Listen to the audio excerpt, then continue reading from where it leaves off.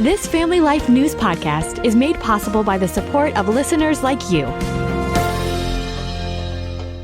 It's a retreat as well as a marriage checkup. So you get a little bit of being away from your everyday stuff, but you're in an environment where you can sit and focus on where you are in your marriage. Tony, give me one good reason why I should make a point of attending this marriage getaway. I often say that we invest more in getting a driver's license than we do a marriage license, and this investment pays off. You will get closer to your spouse, and you will realize what oneness really is. What is oneness, and how can we achieve it? Yeah.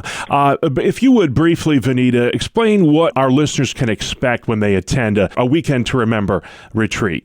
Well, what's going to happen is you'll be in an audience with other couples, but strangely enough, you'll feel like it's just the two of you together. You'll have the opportunity to focus on different issues in your marriage, the communication, sex, marriage conflict. There's all kinds of topics that will help you guys move towards what we call oneness. Yeah. One of the great misperceptions about these sorts of things, Tony, and I'd love to get your thoughts on this, is that this sort of thing is only for couples who are having problems in their marriage. That's not true. How come? Yes, we hear that all the time. We have couples.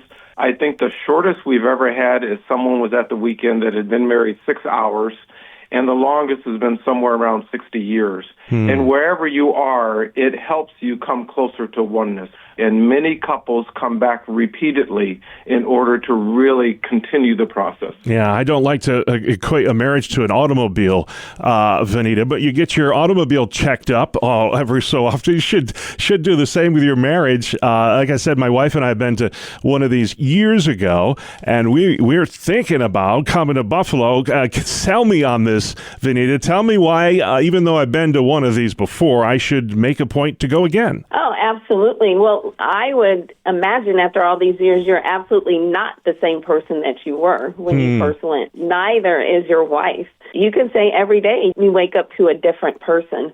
We're constantly changing.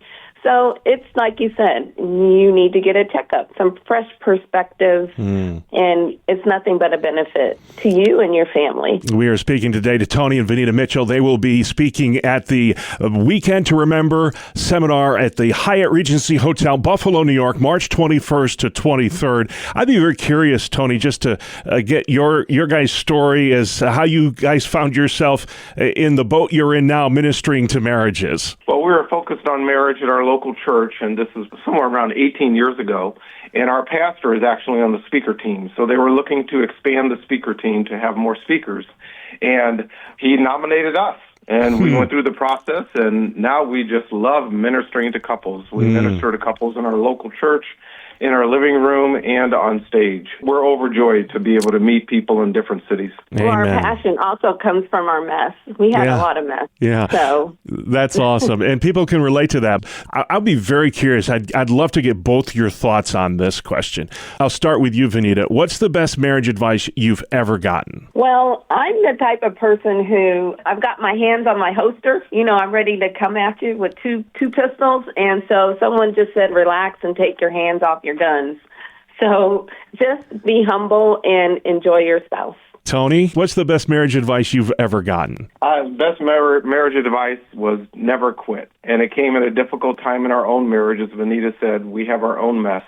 And to not quit, because on the other side of whatever difficulty or differences we're going through is another level of enjoyment in your marriage that you would not see if you quit too early. How many of these Weekend to Remember conferences have you guys done? Oh, my. We've done them for about 18 years and maybe around 7 to 10 per year. Wow. So, so we've done a lot. What's your favorite part? And then I'll let you go after this. What's your favorite part of the entire weekend? Well, for me, it's on the last day as we are departing, just the smiles and the faces and the way that marriages have changed from Friday night. Just seeing that satisfaction of people saying, we have hope now. You won't regret it. It is the best investment you'll ever make. Tony, I'll end with you. And mine is that also, seeing the change in people. I also enjoy that as men, we don't get together very much and just hang out with men as men. And on Sunday morning, there is a breakout session where all the men are together in the ballroom, and the ladies are not there. And we get to just enjoy time together as men with men. And that's my favorite part of the weekend. Thank you for listening to this Family Life News podcast. If you've been encouraged by what you've heard, please share it with others and click the subscribe button to automatically receive future episodes. Family Life is a listener-supported ministry. Podcasts like this are made possible by your financial partnership. Find out more at familylife.org.